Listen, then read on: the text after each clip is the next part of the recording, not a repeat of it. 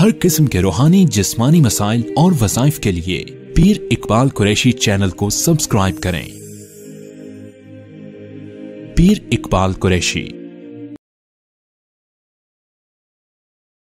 حضرت نے جا کر ان کا علاج کیا تو انہوں نے خوشی میں آ کر وہ بیت اللہ شریف کا غلاف کا اتنا بڑا ٹکڑا ان کو پیش کیا کہ آپ کے تصور میں نہیں ہوگا۔ ابھی آپ اس بیت اللہ شریف کے غلاف کی بھی زیارت کریں گے۔ نحمدہ ونصلی علی رسولہ الکریم، اما بعد فاعوذ باللہ من الشیطان الرجیم، بسم اللہ الرحمن الرحیم۔ ما كان محمد ابا احد من رجالکم ولكن رسول اللہ وخاتم النبیین، صدق اللہ العظیم۔ آج چنیوٹ کی سرزمین پر جس کو ایک مرد حر حضرت مولانا منظور احمد چنیوٹی رحمہ اللہ تعالی کے نام کی وجہ سے پوری دنیا کے اندر پہچانا جاتا ہے، جنہوں نے رسول اللہ صلی اللہ علیہ وسلم کی ختم نبوت کے لیے پوری دنیا کے اندر صدا لگائی، ہر ایک کے دروازے تک پہنچے، یہاں تک کہ امام کعبہ ہو یا امام مسجد نبوی ہو، وہ بھی حضرت کی خدمات پر آپ کو خراج تحسین پیش کیا کرتے تھے۔ رسول اللہ صلی اللہ علیہ وسلم کی ختم نبوت اتنا عظیم فریضہ ہے کہ جو انسان اس مشن کے لیے محنت کرتا ہے، کوشش کرتا ہے، وہ دنیا سے جانے کے بعد بھی زندہ و جاوید ہوتا ہے۔ آج ان کا نام بھی زندہ ہے، ان کا کام بھی زندہ ہے۔ حضرت مولانا الیاس چنیوٹی حافظ اللہ تعالی کی دعوت پر یہاں حاضری کا شرف ملا، اکابرین کی زیارت کی، رسول اللہ صلی اللہ علیہ وسلم کی ختم نبوت میں اپنا بھی حصہ شامل کیا۔ ایک وقت تھا پاکستان کی سرزمین پر جو انسان ختم نبوت کا نام لیتا تھا، جو رسول اللہ صلی اللہ علیہ وسلم کی ختم نبوت کی صدا بلند کرتا تھا، اسے جیل کوٹری میں بند کر دیا جاتا تھا، گرفتار کر لیا جاتا تھا، یہاں تک کہ لاہور کی سرزمین پر کتنے نوجوان شہید ہوئے صرف اس وجہ سے کہ ان کی صدا تھی کہ رسول اللہ صلی اللہ علیہ وسلم کے بعد جو نبوت کا دعویٰ کرے گا وہ لا شک کافر ہے۔ اور اسی وجہ سے قادیانیت کے کفر میں کوئی شک نہیں، لیکن پھر محنت چلتی رہی، علماء میدان میں نکلے اور عوام اسی طرح محبت رسول کے ساتھ قربانی دیتے رہے۔ پھر وہ وقت آیا کہ آئین بن گیا کہ پاکستان کے اندر کوئی شخص جو رسول اللہ صلی اللہ علیہ وسلم کو آخری نبی نہیں مانتا، وہ اپنے جو ہے سینے پر کلمے کا بیج نہیں لگا سکتا، وہ جو ہے حضور علیہ الصلوۃ والسلام کے نام کو اپنے سینے پر چسپاں نہیں کر سکتا،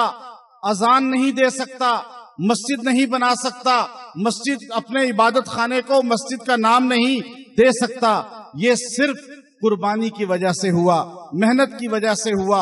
آج فتح مباہلہ یہ جو کانفرنس ہے، یہ ہمیں تذکیر ہے، یاد دہانی ہے۔ ہمارے بڑے وہ تھے جو اپنے مشن پہ ڈٹ گئے اور انہوں نے اس وقت کے سب سے بڑے دجال کو، سب سے بڑے کذاب کو دعوت دی کہ آؤ مباہلہ کرو، اگر تم سچے ہو تو میدان میں آؤ گے، چونکہ ان کی نسبت ان نجران کے عیسائیوں کے ساتھ ہے جو رسول اللہ صلی اللہ علیہ وسلم کے دعوت مباہلہ پر راہ فرار اختیار کر گئے تھے۔ اور آج کا دن ہے، آج بھی مولانا الیاس چنیوٹی صاحب حفظ اللہ تعالی نے دعوت مباہلہ دی، لیکن وہ میدان سے فرار اختیار کر گئے، تو یہ قیامت تک فرار اختیار کریں گے، اس لیے کہ ان کی نسبت ان نجرانیوں کے ساتھ ہے۔ اور دعوت مباہلہ دینے والے آج بھی مسلمانوں کی نسبت امام الانبیاء کے ساتھ ہے۔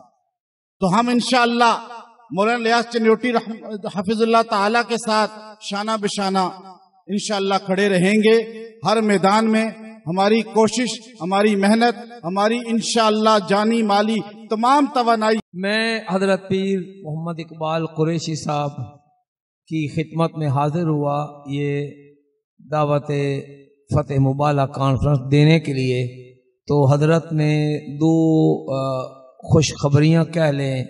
یا دو آفریں کی۔ ایک تو مجھے یہ فرمایا کہ اگر میرے ہاں آ کر جمعہ پڑھاؤ گے تو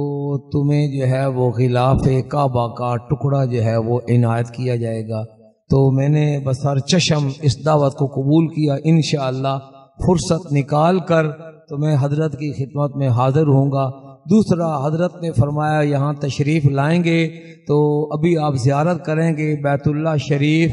ویسے ہی ابھی تو ہمارے اوپر پابندی لگی پڑی ہے 1.5-2 سال سے، وہاں جانا مشکل ہو گیا ہے، تو ابھی آپ زیارت کریں گے۔ حضرت جو ہے ان کے روحانی تصرفات ہیں کہ جو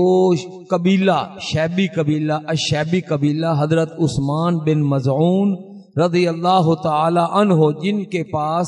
بیت اللہ شریف کی چابی ہے، حضرت نے جا کر ان کا علاج کیا تو انہوں نے خوشی میں آ کر وہ بیت اللہ شریف کا غلاف کا اتنا بڑا ٹکڑا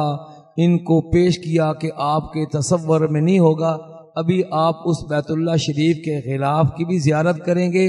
اور میرے لیے یہ پہلی سعادت ہے کہ نبی اقدس، نبی مکرم حضرت محمد مصطفیٰ صلی اللہ علیہ وسلم کے مزار اقدس کو ڈھانپنے والا جو غلاف ہے، ہم زندگی میں پہلی مرتبہ آج انشاءاللہ اس کی بھی زیارت کریں گے، اور یہ سارا حضرت کا مہربانی ہے، ان کی شفقت ہے کہ ہمیں اتنے بڑے دیدار سے وہ سرفراز فرما رہے ہیں۔ یقیناً آپ خوش نصیب ہیں کہ جو ہے وہ آپ یہ زیارات مقدسہ ان کی جو ہے آپ وہ زیارت کریں گے، تو میرے خیال میں وہ دونوں غلاف آ چکے ہیں، تو حضرت سے گزارش کریں گے کہ وہ آپ کو ان بیت اللہ شریف کے غلاف کی بھی زیارت کروائیں اور روضہ اقدس کے جو غلاف ہے اس کی بھی زیارت کروائیں۔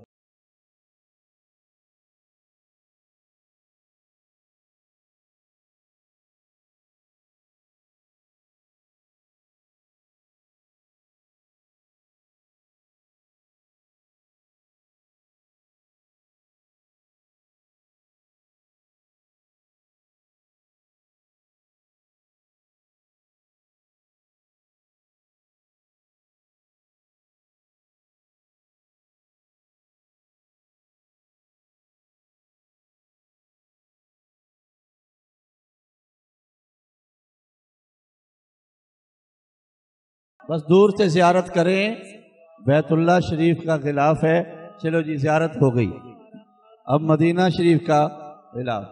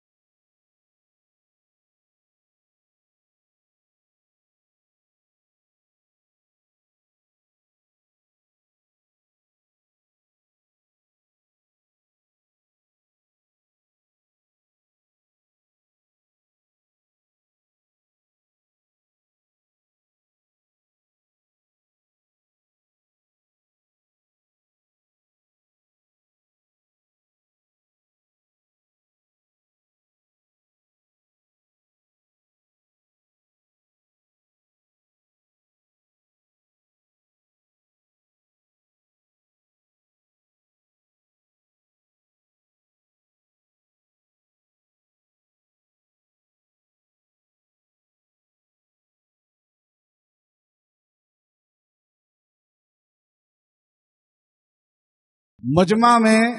جو لوگ نبی صلی اللہ علیہ وسلم کی ختم نبوت کے دفاع اور محبت میں داڑھی کا اعلان کرتے ہیں، وہ انشاءاللہ اس غلاف پاک کو آ کے چوم بھی سکتے ہیں۔ جو آج سے صدقے دل سے نبی کی سنت کا